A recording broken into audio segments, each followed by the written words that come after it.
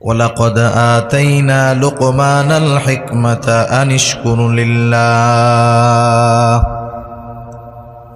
ومن يشكر فإنما يشكر لنفسه ومن كفر فإن الله غني حميد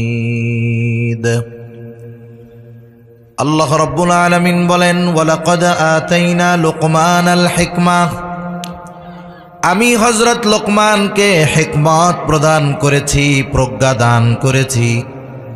হিকমত কাকে বলে?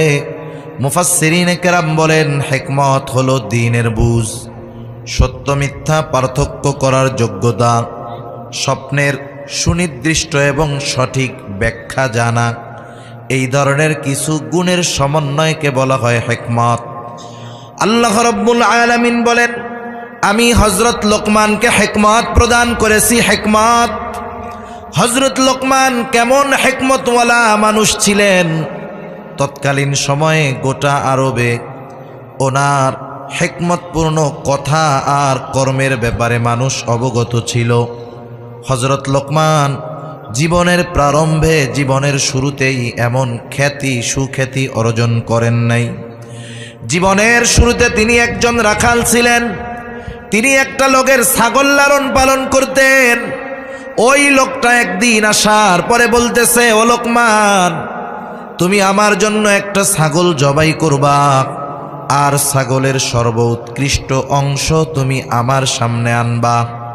হযরত লোকমান একটা ছাগল জবাই করবার পর ছাগলের জিহ্বা আর হৃৎপিণ্ড এই দুটো অংশ নিয়ে মালিকের সামনে হাজির।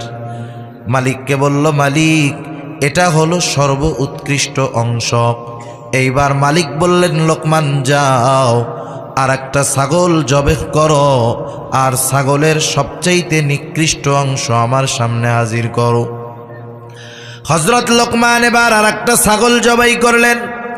ছাগলটা জবাই করবার পর হযরত লোকমান আবার ছাগলের জিহ্বা আর হৃৎপিণ্ড নিয়ে মালিকের সামনে হাজির।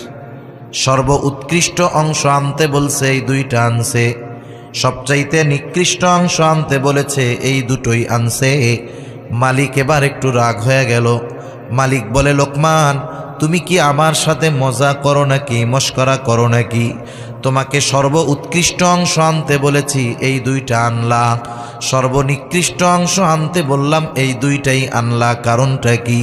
এইবার হযরত লোকমান মালিকের প্রশ্নের জবাবে বলতেছে, মালিক,